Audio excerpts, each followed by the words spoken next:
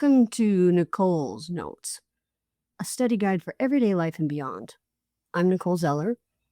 Every episode, we dig into what matters: politics, relationships, culture, the absurdities that make being human so damn complicated. No apologies and no simplified answers, just clear thinking about messy things. So let's go.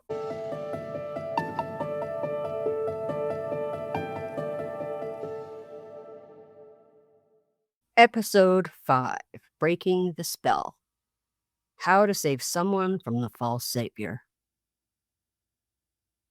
We've looked at the archetype. We've looked at the playbook. We've looked at the psychology. We've looked at how it almost happened here. Now, the most important question: how do we break the spell? If someone you love is following a false savior, what do? You can't argue them out of it with facts. You can't shame them. You can't mock them. So what actually works? Today, we're looking at the techniques that actually rescue people from authoritarianism. And spoiler, they're not what you'd expect. The first thing to understand is this: you cannot argue someone out of a position they didn't argue themselves into. They didn't arrive at following the false savior through logic. They arrived through desperation and emotional need. So logic won't get them out. What breaks the spell is something much more human. It's being seen. It's having someone show you that you matter without requiring you to hate anyone. I knew a man who was deep in the false savior movement. He believed conspiracy theories. He thought the government was tyranny. He was hostile to anyone who disagreed with him. His sister didn't agree with him. She didn't mock him. She did something radical. She continued to love him. She'd visit. She'd listen to his grievances.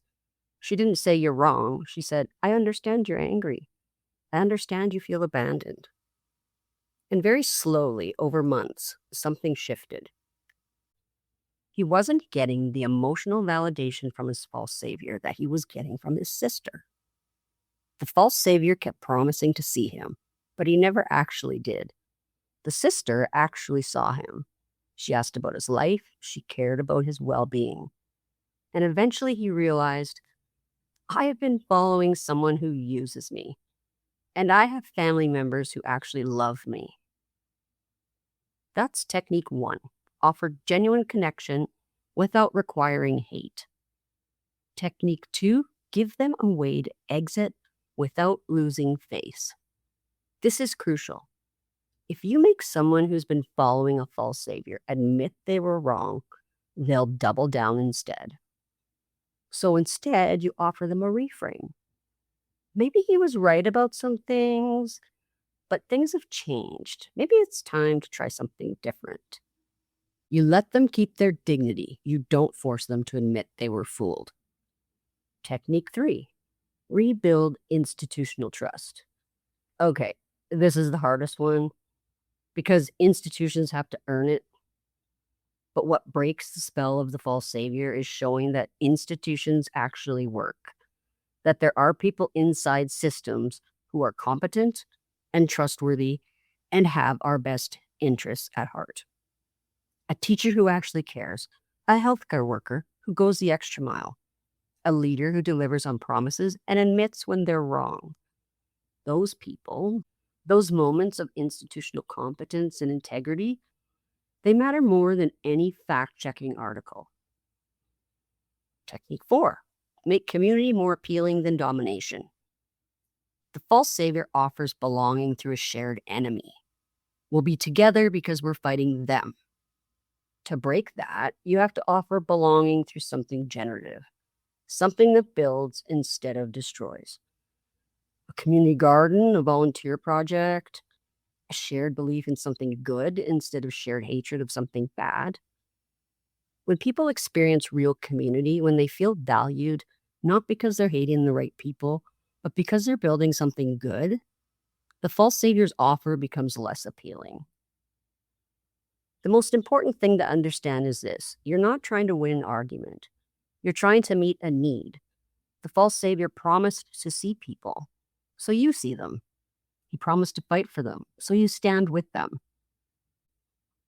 But you do it without requiring them to hate, without requiring them to destroy, without requiring them to give up their soul.